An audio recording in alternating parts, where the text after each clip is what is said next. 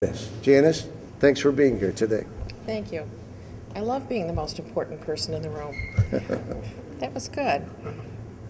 I did come a long way for this under duress because I have a few personal things going on that make it difficult for me, but I find this incredibly worthwhile. And I want to start by saying, in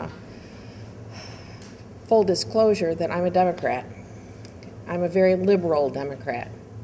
However, I do believe so strongly in bipartisanship, and it's because of past history with Assemblyman Tedesco and some of the other people in the Assembly 18 years ago that I realized that bipartisanship is the only way to get things done in a way that pleases the people of New York State. When my daughter was murdered in 1997 by a parolee just a few blocks from here, it was beyond devastating. While we were working our way through the court system and working our way through a labyrinth of experiences that we never anticipated in our lifetime, we made the decision to get a law passed, Jenna's Law. We didn't originally call it Jenna's Law. We had no intention of dubbing it in our daughter's name, but the governor decided that that was worthwhile, and it happened. It just became part of the process. Working towards that, we were in Albany constantly. We paid our own way. We spent time away from jobs and school, and we worked very hard with both sides of the aisle in both houses to get this piece of legislation done, which was eventually passed, which is another story, but trying to get this worked through so that these very naive parents, which we were, we worked hard with everyone we could, with Sheldon Silver, with the governor, with members of the Assembly and the Senate. We listened, we talked, we read, and we developed a good piece of legislation, a very good piece of legislation. In November, when my daughter was murdered, we worked with the local parents organization at her school, and we started petitions throughout New York State. Now, mind you, this is pre-internet, so this was very difficult, but within 6 weeks, we had 22,000 signatures on petitions from every county and every borough in New York. We brought them on the date of the State of the Union address. We gave them to Sheldon Silver. I suspect that from there they went directly into the round file. But we did it, and we documented it. And we had help from many people in New York State who assessed the problem and with us learned about it and agreed with us that we needed to change parole. It seemed like a no-brainer. In the process of doing all that, I also learned about things like Vine and about post-release supervision. And so I got an education I never anticipated, but used it and helped, as I keep saying, with everyone that we could get our hands on. We were delayed and delayed and delayed in the Assembly, but Sheldon Silver promised us that this was going to be the icing on the cake, that Jenna's Law would come out for a vote on the last day of the session, and it would pass. We knew it would pass. We had 130 people who supported it, Assembly members who supported it. 130. We knew that the people of New York State were putting enormous pressure on their elected officials. At 11 o'clock that night, we got a message from Sheldon Silver that he was not going to let it out for a vote, and the session ended. So after months of heartbreaking work, at a time in our lives that was the most tragic, traumatic time we will ever experience, we were let down because he decided that this should not come out for a vote.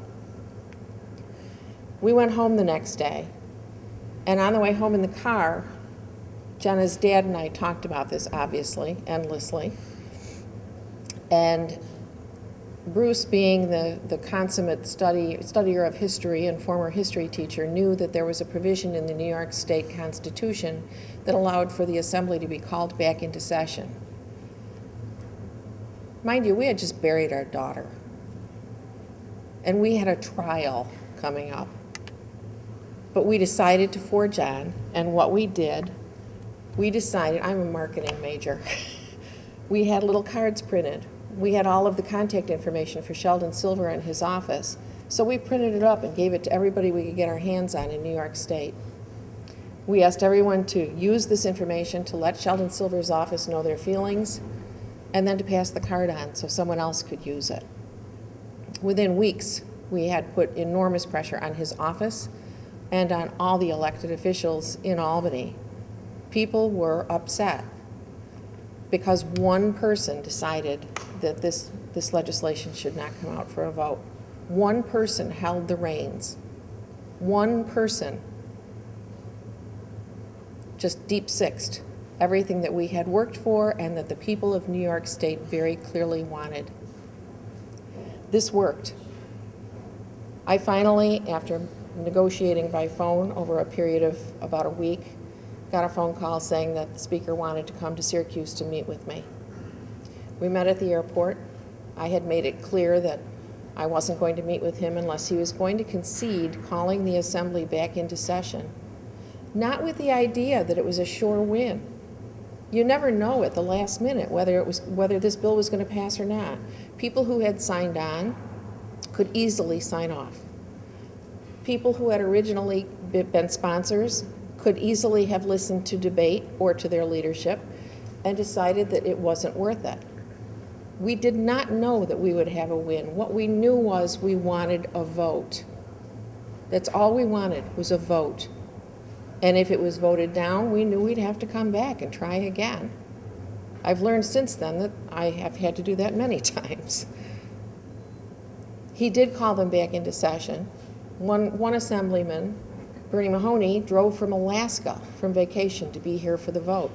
It was important, and it passed. It passed the end of July 1998 and became law September 1st, 1998, just a few weeks before the trial started. Why did we have to go through all of that? Because one person holds the rein. One person has the power. I don't care if he's Republican or Democrat. There is no fairness in that. And I don't want to see it continue to happen. We are at a pivotal point in Albany. Change is in the air. And if there's going to be constructive change, it has to be bipartisan, it has to be fair, and it has to be representative. And I fully believe that this piece of legislation is key to that. There's no guarantee to a vote. There's no absolute that says that just because it gets out on the floor, it'll pass. But the members of the Assembly and the Senate deserve the right to have that vote. Thank you. Thank you very much, Janice. Thank you to everybody. Appreciate it. Can I just say one more thing? Yeah, Janice has something. I'm sorry, I know you're all anxious to go, but I just want to tell you something.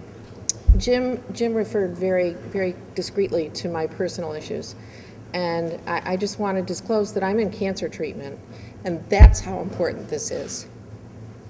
That's why I'm here, even though I should be home doing something else. So I want you to be aware that I'm willing to make these sacrifices, and I hope other people are too.